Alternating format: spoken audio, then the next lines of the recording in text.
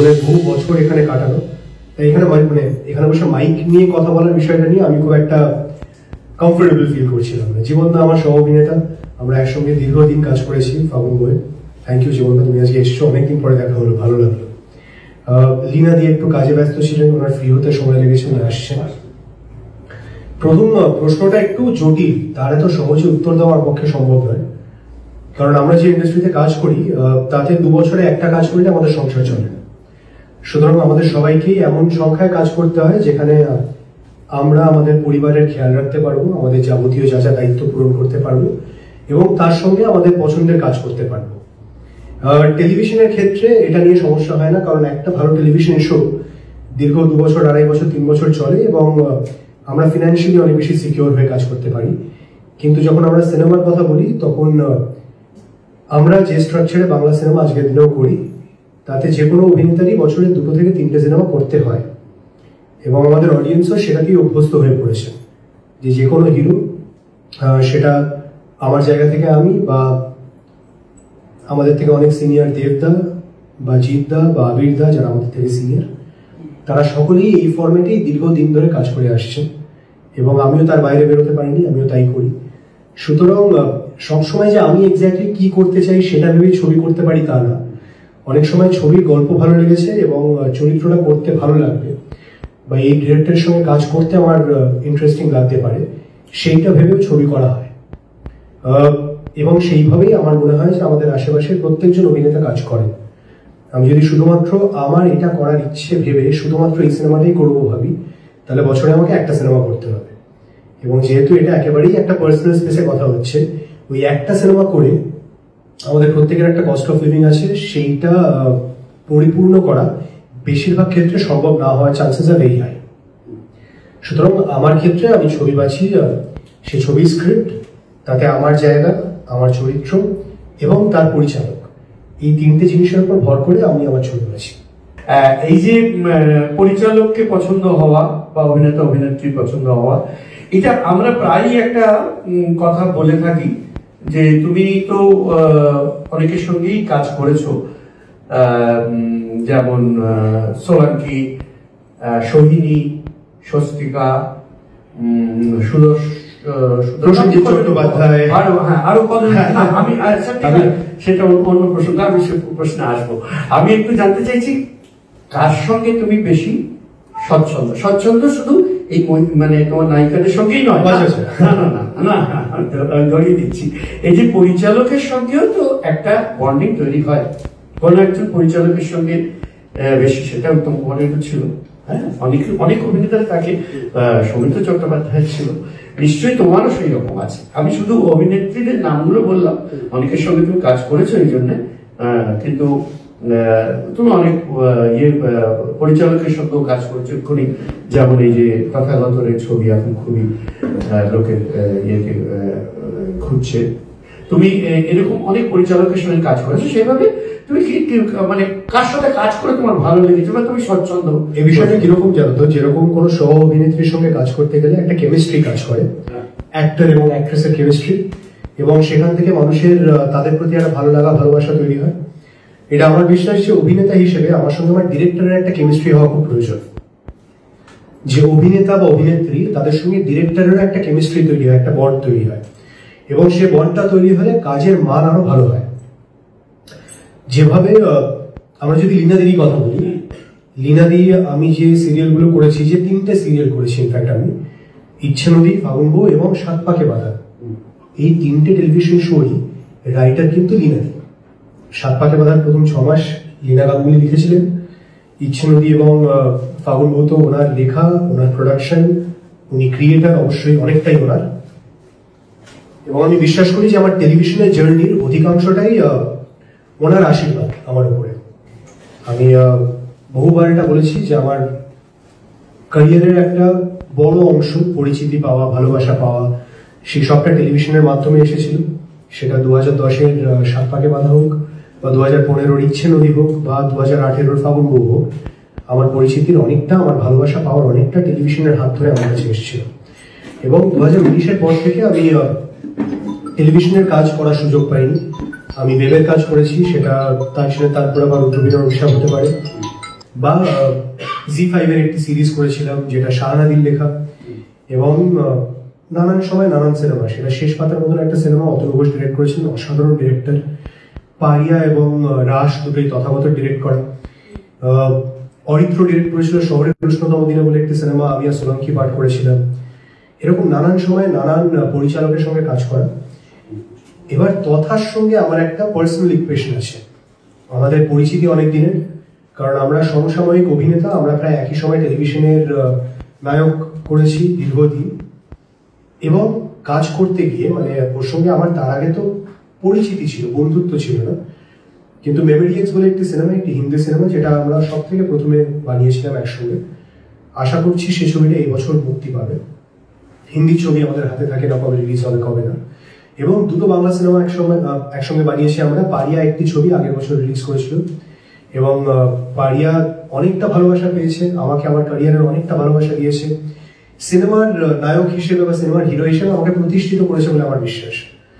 যেভাবে ইচ্ছে নদী আমার টেলিভিশনের ক্যারিয়ারের একটা খুব ইম্পর্টেন্ট পার্ট, আমার একটা টার্নিং পয়েন্ট বলা যায়, ঠিক সেভাবে পারিয়া আমার সিনেমার ক্যারিয়ারের খুব ইম্পর্টেন্ট একটা অংশ।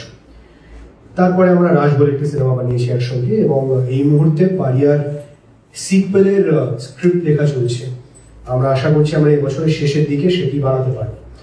তো সেদিক দিয়ে দেখতে গেলে আমি যে কজন ডিরেক্টরের সঙ্গে কাজ করেছি সবার সঙ্গে আমার একটা বন্ড তৈরি হয়েছে। অতনুদা, অরিত্র, দিব্য যে অমরসঙ্গীত ডিরেক্টর, কিন্তু তথার সঙ্গে আমার একটা সম্পূর্ণ বন্ধুত্বের সম্পর্ক তৈরি হয়েছে, যেখান থেকে আমি এবং তথা দুজনই সিনেমার ভালোর স্বার্থে যা যা করতে হবে সবটা করতে, এবং আমাদের ক্যারিয়ারের স্বার্থে যা যা করার জন্য আমাদের একে অপরের সঙ্গ দরকার, এই সবটা আমরা খুবই কোলাবোরেটিভ ভাবে করতে ভালোবাসি।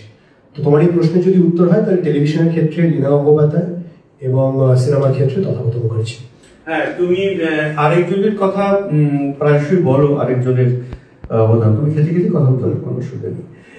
এই লীনাদির কথা যেমন বললে, সেরকম পাওলি নামের কথা তুমি অনেকবার স্বীকার করেছো যে পাওলি নাম তোমার অভিনয়ের জীবনে অনেকটা। আমি এখন তোমাকে যে কথাটা জানতে চাইবো, যে সেটা হচ্ছে যে একটা সময় ছিল যখন সবাই বলতো বিক্রমকে নেওয়া যাবে না ছবিতে, অভিনয়টা ভালো করে না। হ্যাঁ, কিন্তু এখন সম্পূর্ণ বিষয়টা অন্যরকম হয়ে গেছে, এটা তুমি জানো, এবং তোমার যে ফিডব্যাক তুমি পাও তাতে তুমি বুঝতে পারো। আমার কথাটা হচ্ছে এই সময় তুমি বিশেষ কি করলে বা কিভাবে নিজেকে তৈরি করলে যাতে এখন সে কথাগুলো উল্টো হয়ে গেল? এটা আমার কাছে সত্যি কোনো উত্তর নেই। আমি কিছুটা ভাগ্যবান, কারণ আমার থেকে অনেক ভালো অভিনেতা আমাদের শহরে অনেক আছেন, আমাদের স্টেটে অনেক আছেন, এবং তারা হয়তো আমার থেকে অনেক গুণ বেশি ডিজার্ভিং। এবার এটা অনেকটা হয়তো আমার ভাগ্য, এবং অনেকটা আমার কনসিস্টেন্ট এফোর্ট, যে আমি কনসিস্টেন্টলি গত 15 বছর ধরে অভিনয় করছি, একটু একটু করে নিজের পারফরমেন্স আরো বেটার করার চেষ্টা করছি, এবং আমার অডিয়েন্সের আমার প্রতি একটা অগাধ ভালোবাসা, স্নেহ, অনেকটা আশীর্বাদ সব আছে। এই সবটা মিলিয়ে হয়তো আমার ক্যারিয়ার আজকে যেখানে দাঁড়িয়েছে সেখানে। এবং এরকম নানান সময় হয়েছে যে নানান এমন অভিনেতা বা নায়ক যাদের ক্যারিয়ারের ইনিশিয়াল ফেজে হয়তো অসাধারণ অভিনেতা বলে চিহ্নিত করা হয়নি, বাট পরবর্তীকালে তারা এমন কাজ করেছেন যে কাজের জন্য তাদের ভালো অভিনেতা বলা হয়েছে, তাদের অনেক বেশি অ্যাপ্রিসিয়েশন পাওয়া গেছে, মানে তাদের জীবনে তারা পেয়েছে। আমি আশা রাখবো যাতে আমিও তাদের মধ্যে একজন হয়ে উঠতে পারি। যে আমি অবশ্যই, আমি তো খুব শিক্ষিত অভিনেতা সেই অর্থে ছিলাম না যে আমার অভিনয় নিয়ে বা সিনেমা নিয়ে সেরকম শিক্ষা আমি যখন ক্যারিয়ার শুরু করেছিলাম সেরকম ছিল না। আমি মাত্র 6 মাস থিয়েটার করেছিলাম, একটি ইংরেজি থিয়েটার গ্রুপের সঙ্গে 4 মাস, এবং একটি হিন্দি থিয়েটার গ্রুপের সঙ্গে 2 মাস। বম্বেতে কাজ করতাম তখন আমি। এবং ওই 6-7 মাসে আমার অভিনয়ের প্রশিক্ষণ, 6-7 মাস অভিনয়ের প্রশিক্ষণ হিসেবে কিছুই না, কিচ্ছু শেখা যায় না, আমিও কিচ্ছু শিখতে পারিনি।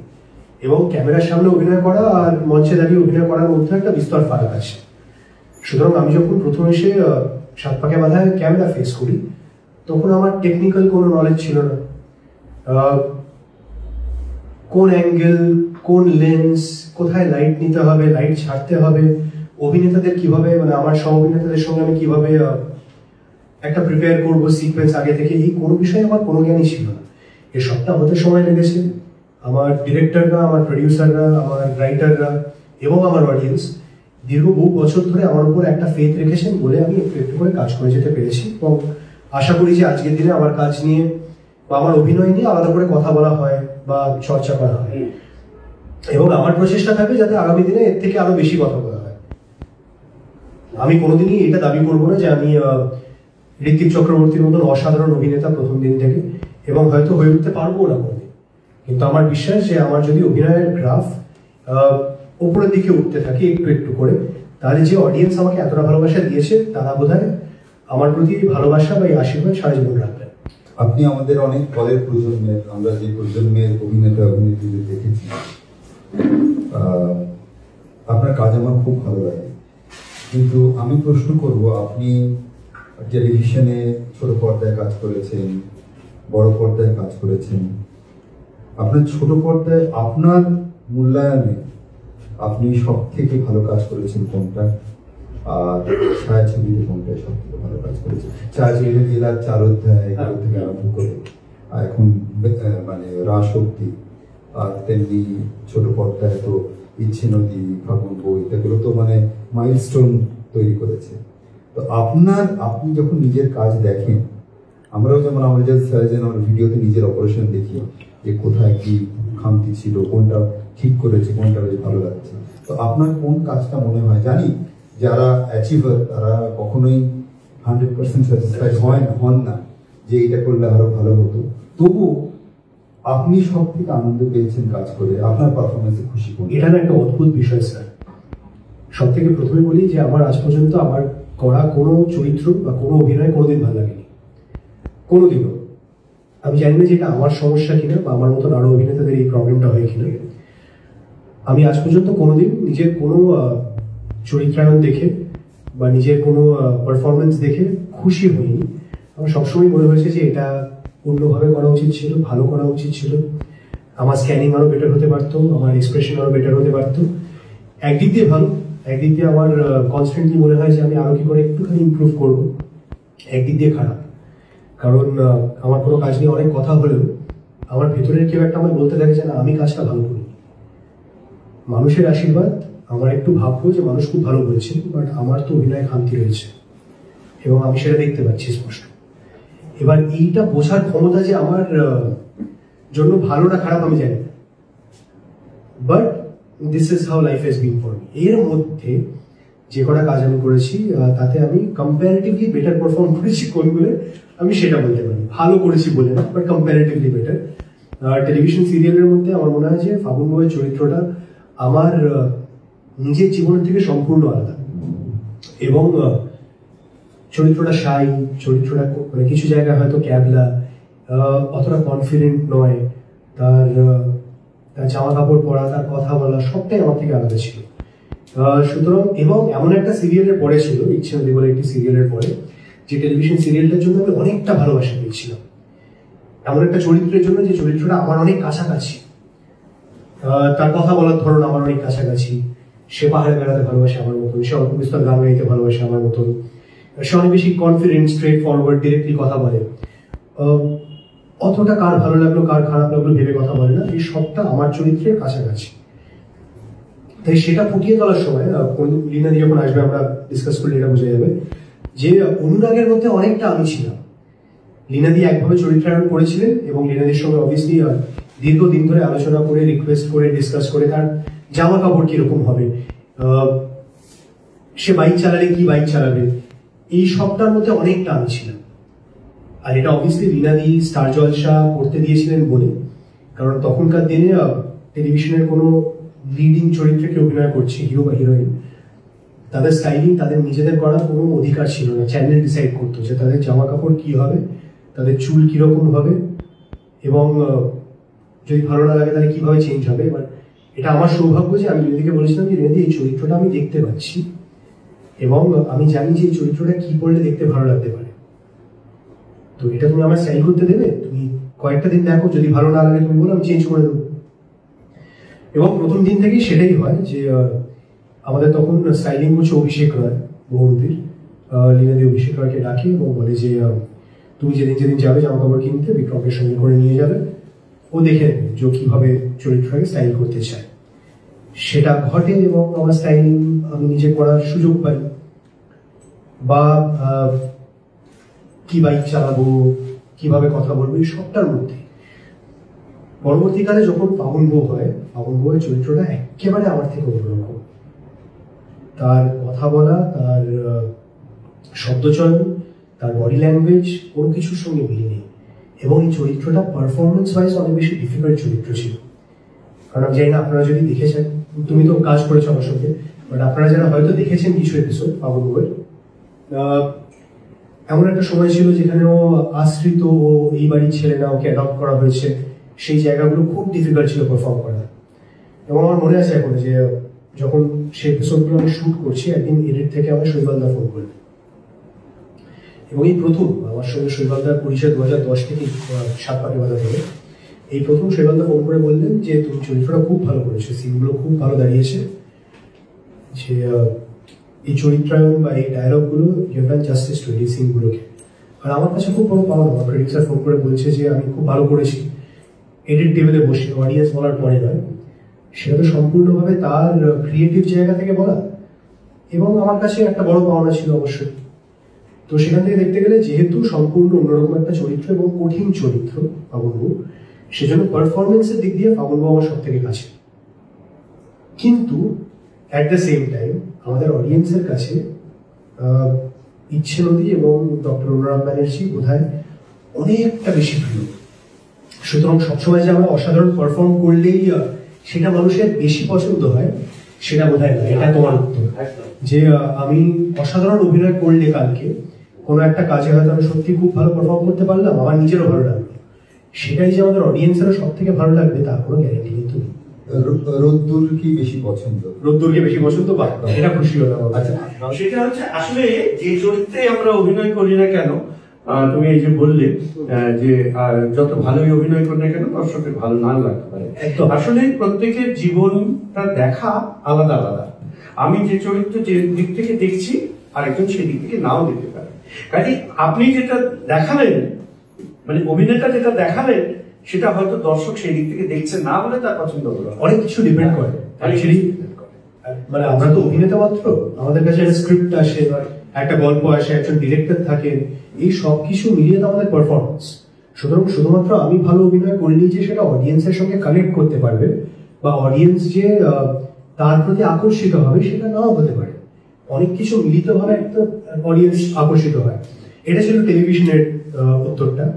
সিনেমার ক্ষেত্রে পারফরমেন্স ওয়াইজ যদি জিজ্ঞেস করেন আপনি, আমার মনে হয় রাশ আমার ক্যারিয়ারের সব থেকে ডিফিকাল্ট চরিত্র এবং পারফরমেন্স ওয়াইজ কঠিন চরিত্র, যেখানে আমি আমার মতো করে করার চেষ্টা করেছি। যেহেতু এখন সিনেমা হলে আছে, আমি বলবো না যে সেটা ভালো হয়েছে না খারাপ হয়েছে, আপনি কালকে দেখছেন, বাকিদের যদি দেখার সুযোগ হয় প্লিজ দেখবেন, জানাবেন। রাশের আগে পারিয়া বলে একটি সিনেমাও খুব কঠিন ছিল আমার জন্য, কারণ সেই সিনেমাটা একেবারে অন্যরকম একটা চরিত্র, অন্যরকম একটা সিনেমা। তার জন্য আমাকে একটা ফিজিক্যাল ট্রান্সফরমেশন করতে হয়েছে 1.5 বছর ধরে। ওই ফিজিক্যাল ট্রান্সফরমেশন কঠিন। আমি বডি বিল্ডার নই, আমি প্রত্যেকদিন জিমে গিয়ে 100 কেজি তুলি না, এবং আমি প্রত্যেকদিন দিনে 20টা করে ডিম আর 800 গ্রাম চিকেন খাই না। আমি একদম আউট অ্যান্ড আউট বাঙালি একজন ভদ্রলোক, যে সব খেতে ভালোবাসে, যে সকালে বাড়িতে লুচি আর সাদা আলুর তরকারি খেতে ভালোবাসে, বা দুপুরবেলা ভাত, শুক্তো, বিউলির ডাল, আলু পোস্ত খেতে ভালোবাসে। তো এরকম একটা মানুষকে যখন 1.5 বছর ধরে ওরকম একটা ডায়েট করতে হয়, খুব কঠিন। আর শেষের দিকগুলো আরো, যখন নুন বন্ধ, চিনি বন্ধ, জল সীমিত, এগুলো একেবারে পছন্দের জিনিস না আমার। তো সেদিক দিয়ে দেখতে গেলে পারিয়া খুব কঠিন ছিল ফিজিক্যালি আমার জন্য, ইমোশনালি আর physically, plus obviously action training তো সুগার যা লাগে সেদিক দিয়ে। কিন্তু এই দুটো চরিত্র আমার মনে হয়েছে আমার ক্যারিয়ারের খুব কঠিন দুটো চরিত্র। প্রথমেই জানাই আজকে আপনার মানে সামনাসামনি হতে পেরে আমি খুব খুশি। আমিও আপনাদের সবাইকে সামনে পেয়ে, আমার এরকম ভাবে আড্ডা মারার সুযোগ খুব একটা হয় না, তো আজকে এই সুযোগ পেয়ে আমারও খুব ভালো লাগছে। Thank you. ইচ্ছে নদী আর ফাগুন বউ আমার ভীষণ প্রিয় দুটো সিরিয়াল, এবং এই দুটোর কারণেই সিরিয়ালের সবচেয়ে প্রিয় নায়ক কিন্তু আপনি। হ্যাঁ, এবং আপনি যে এই মুহূর্তে বললেন যে দুটোতে আপনার ক্যারেক্টার একদম আলাদা ছিল, কিন্তু আমাদের দুটোতেই আপনার অভিনয় ভীষণ ভালো লেগেছিল এবং আমার মনে হয়েছিল দুটোতেই আপনি একাত্ম হয়ে যেতে পেরেছিলেন। এবং দুটো সিরিয়ালই শুধু আপনি না, তার জন্য সোলাঙ্কি এবং ঐন্দ্রিলাও আমাদের খুব প্রিয় এবং প্রত্যেকেই এত সুন্দর মানে অভিনয়। এবং লীনাদি আমার ভীষণ প্রিয় এই দুটো সিরিয়াল থেকেই, ওনার লেখা। আজকে লিনে দিলে আমি আচ্ছা সুদীপ দা এসছেন। তো সুদীপ দা রাশে আমার বাবা প্লে করেছেন এবং সুদীপ দা অসাধারণ রাশে। আমি কি একটু হ্যাঁ এসো এসো না না কাম সিরিয়াল দিস ইজ ইওর মঞ্চ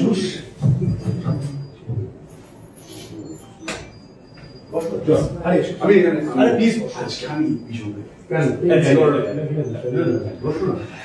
তো সুদীপ দার সঙ্গে আমার অবভিয়াসলি পরিচয় বহুদিনের, কিন্তু কাজ করার সুযোগ এইভাবে তো হয়নি। এর আগে একটা সিনেমায় আমি সুদীপ দা দুজনই পাঠ করেছিলাম, আমরা স্ক্রিন শেয়ার করতে পারিনি, সাহেব বিবি গোলাম বলে সিনেমা।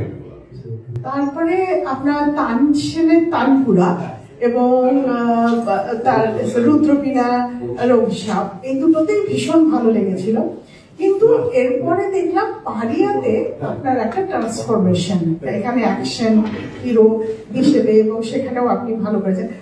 তারপরে আমার প্রশ্নটা হচ্ছে, যেখানে আমরা আপনাকে একটা রোমান্টিক হিরো হিসেবে বা একটা সফট চরিত্র হিসেবে দেখতে অভ্যস্ত ছিলাম, সেইখানে আপনি ধীরে ধীরে যে আপনার যে ট্রান্সফরমেশনটা, যে অ্যাকশন হিরোই বলি বা অন্য ধরনের চরিত্র, আপনার নিজের কোনটা ভাল লাগছে? যে আপনি কি ওই চরিত্রগুলোতে বেশি কমফোর্টেবল ফিল করতেন, নাকি আপনার মনে হচ্ছে যেরকম শাহরুখ খানকে আমরা রোমান্টিক হিরো হিসেবে এবং হাতে এইভাবেই দেখতে অভ্যস্ত, কিন্তু ইদানিং দেখছি পাঠানে বা বিভিন্ন জায়গায় শাহরুখ খান অ্যাকশন হিরোতে পরিণত হচ্ছে আস্তে আস্তে, জওয়ান, পাঠান। এটা আমার সেটাই মনে হচ্ছে। আপনি কি আস্তে আস্তে মনে করছেন এই অ্যাকশন হিরোর দিকে আপনি ট্রান্সফার করবেন, নাকি আপনি রোমান্টিক হিরোই থাকতে চান?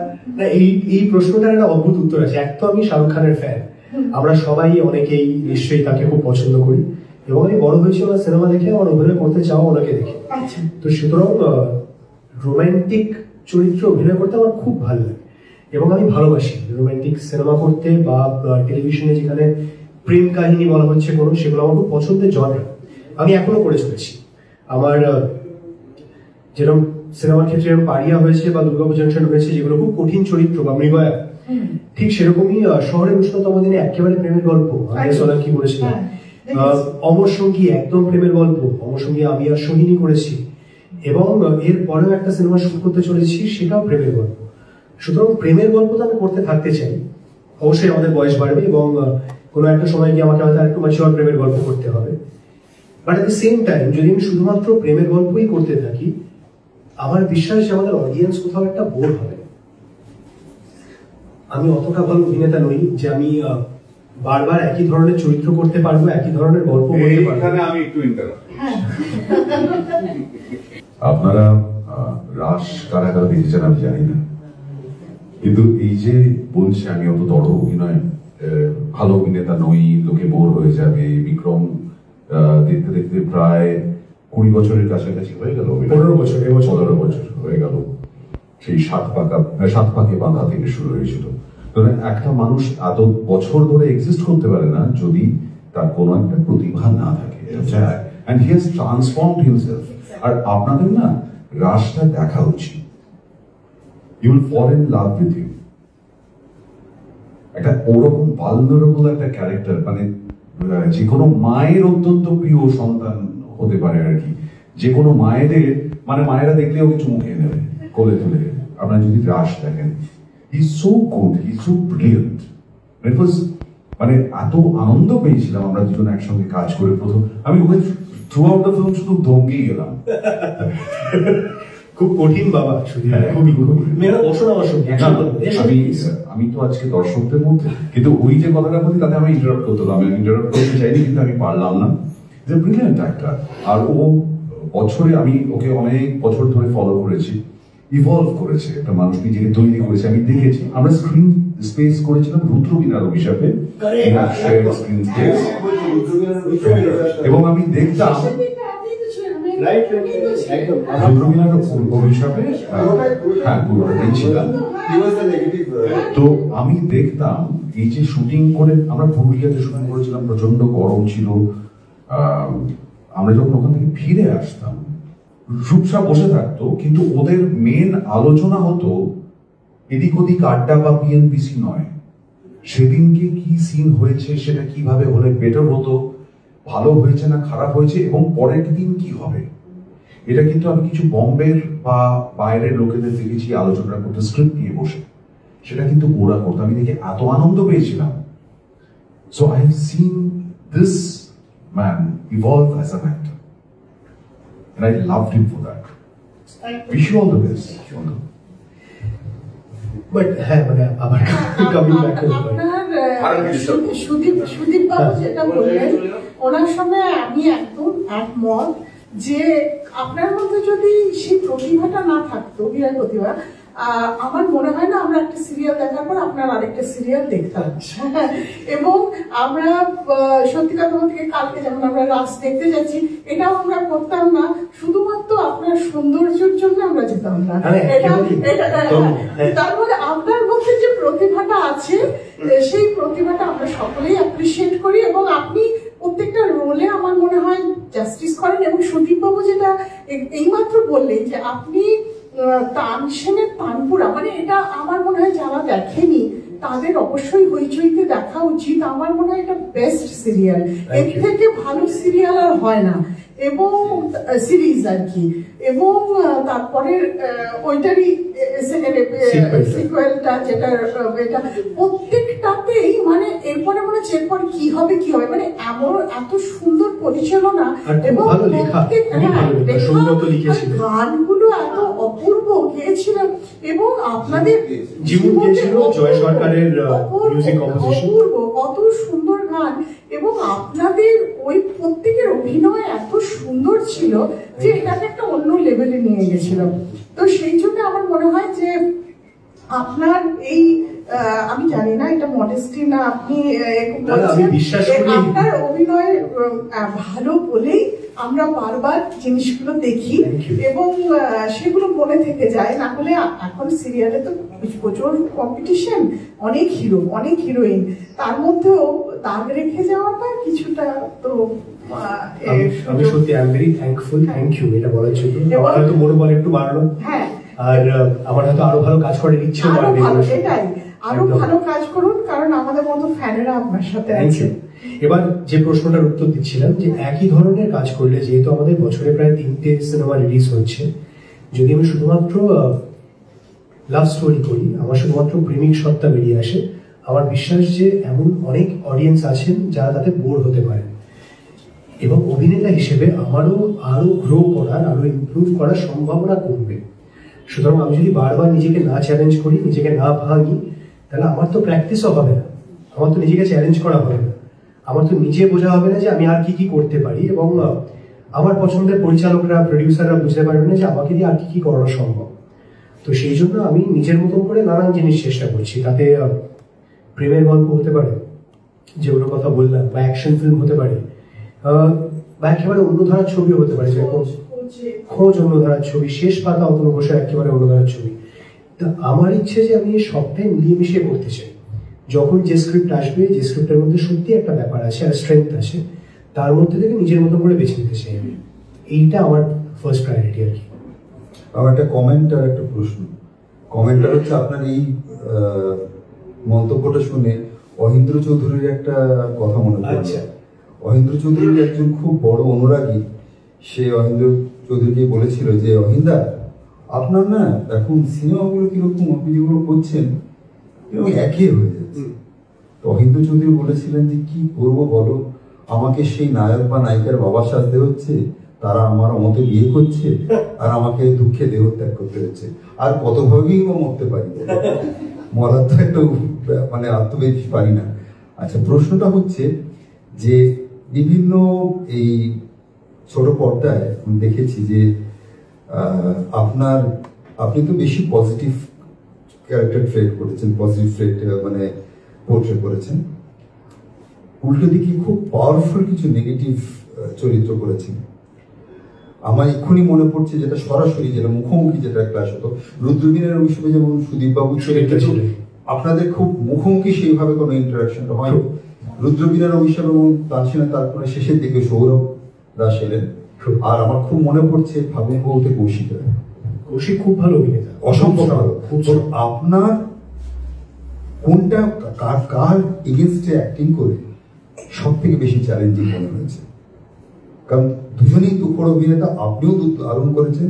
এটা একটা চ্যালেঞ্জ যে উল্টো দিকে যে নেগেটিভ ক্যারেক্টার করছে আর আপনি পজিটিভ করছেন, বা ভাইস ভার্সা, তার টক্কর দেয়া দুজনকে। এটা একটা অদ্ভুত বিষয়, জানো তো। আমি তুমি বলে যে আমার মনে হয় যে নেগেটিভ চরিত্র করার সময় বা নেগেটিভ চরিত্র অভিনয় করার সময় পারফর্ম করার স্কোপ বোধহয় বেশি থাকে, এটা আমার বিশ্বাস। কারণ আমি একটাই সিনেমায় আজ পর্যন্ত নেগেটিভ চরিত্র অভিনয় করেছি, সেই সিনেমাটার নাম সাহেব বিবি গোলাম, এবং আমি তার ভিলেন ছিলাম। আমার বিশ্বাস যে আমার পারফরমেন্স নিয়ে সিনেমার ক্ষেত্রে আমার ক্যারিয়ারে প্রথমবার আলোচনা হয় সাহেব বিবি গোলামের জন্য। প্রতিম দিগুত্তর সিনেমা, অঞ্জন দত্ত এবং স্বস্তিকা মুখার্জি এবং ঋত্বিক চক্রবর্তী তাতে প্রধান চরিত্র অভিনয় করেছিলেন, এবং আমি সিনেমার খলনায়ক ছিলাম। আর হঠাৎ করে আমি দেখলাম যে এত তাবড় অভিনেতা, আমাদের শহরের সব থেকে ভালো অভিনেতাদের মধ্যে যারা পড়েন, অবশ্যই অঞ্জন দা, ঋত্বিক দা, ভেবলিদি, এরা তো অসাধারণ অভিনেতা। কিন্তু তার মধ্যে দাঁড়িয়েও এই প্রথমবার আমার ক্যারিয়ারে আমি দেখলাম যে আমাকে নিয়ে এবং আমার পারফরমেন্স নিয়ে আলাদা করে কথা বলে, যেটা আমার গোটা ক্যারিয়ারে তার আগে কোনোদিন হয়নি। বা অরিন্দ বাজার পত্রিকা বললো যে আমাকে নিয়ে একটা ফ্রন্ট পেজ ইন্টারভিউ করবে, কোনোদিন করেনি তার আগে। তো তখন আমার বোধহয় এটা মনে হলো যে নেগেটিভ চরিত্রে পারফর্ম করার স্কোপ বোধহয় একটু বেশি থাকে। মানুষকে একটু চমকে দেওয়ার স্কোপ, পারফর্ম করার স্কোপ, একটু এজি কিছু ক্রিয়েট করার স্কোপ, সেগুলো বোধহয় একটু বেশি থাকে। সুতরাং যখন আজকের দিনে দাঁড়িয়ে, যেহেতু আমি বেশিরভাগ ক্ষেত্রে পজিটিভ লিড করতে পছন্দ করি যে কোনো কাজে নিজে, আমি সেটাই করতে চাই, আমার তাতে কোনো অসুবিধা নেই যে আমি সিনেমায় পজিটিভ চরিত্র করতে ভালোবাসি, বা টেলিভিশনের ক্ষেত্রেও তাই। এবং আমি জানি যে আমার উল্টো দিকে এমন তাবড় অভিনেতারা আসবেন যারা অসাধারণ অভিনয় করবে, এবং আমার স্ক্রিপ্ট রাইটার তাকে সেই জায়গাটা অলরেডি করে দিয়েছে তার কলমের জোরে। সেটা রুদ্রবীণের অভিষেকের কথা তুমি বললে, সুদীপ দা বা সৌরভের খুব স্ট্রং ক্যারেক্টার ছিল, বা কৌশিকের চরিত্রটা বাবুর বউয়ের খুব স্ট্রং, বা এখন আবার সৌরভ মৃগায়াতে ভিলেন করেছে, নেগেটিভ করেছে, সেটা খুব স্ট্রং। পারিয়ার ক্ষেত্রে সৌম্য মুখার্জি ভিলেনটা করেছিল, অনেক আলোচনা হয়েছে ওকে নিয়ে। এরকম নানান সময় একজন হিরো কতটা পারফর্ম করতে পারবে তার কিছু লিমিটেশন থাকে, একজন ভিলেনের বোধহয় পারফর্ম করার স্কোপ একটু বেশি থাকে। সুতরাং আমি তার সঙ্গে কম্পিট করার চেষ্টা করব না, এটা আমার মূল মন্ত্র। আমি নিজের পার্টটা ঠিক করে করবো, অনেস্টলি করবো, নিজে যেটা করার চেষ্টা করছি তার সাথে কাছাকাছি পৌঁছতে পারি। বাট ভিলেনের সঙ্গে পারফরমেন্সের দিক দিয়ে আমি কম্পিট করবো না, কারণ আমি তো জানি ছবি শেষে আমি জিতবো, আমি ছবি নায়ক, সে খলনায়ক।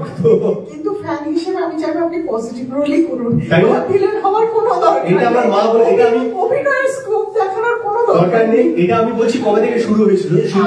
আমি নিতে পারবো না। শুরুতে যেটা মায়ের সঙ্গে আলাপ হয়েছে রিসেন্টলি, আমি সাহেব বিবি গোলামে অভিনয় করেছি এবং সিনেমা রিলিজ করেছি। মাকে বলেছি খুব সুখ্যাতি হচ্ছে মা, এই সিনেমাটা আমার পারফরমেন্স নিয়ে খুবই ভালো কথা বলছে, তুমি কি দেখবে? কারণ মা তার আগে বলছিল তুই ভিলেন, আমি সিনেমা দেখবো। এবার আমি খুবই জোর জার করে মাকে নিয়ে গেছি সিনেমা দেখতে, মা, বাবা, আমি, আমার বোন এবং আমার কিছু বন্ধু বান্ধব। এবং সাহেব বিবি গোলাম নিয়ে ততক্ষণে অনেক আলোচনা হচ্ছে, সিনেমা ভালো চলছে, আমার পারফরমেন্স নিয়ে অনেক আলোচনা হচ্ছে। মা সিনেমাটা দেখে বেরোলো এবং বেরিয়ে বললো আজকের রাতটা প্রীতম, আমার ছোটবেলাকার বন্ধু, প্রীতমের বাড়িতে থেকে যা, বাড়ি আসতে হবে।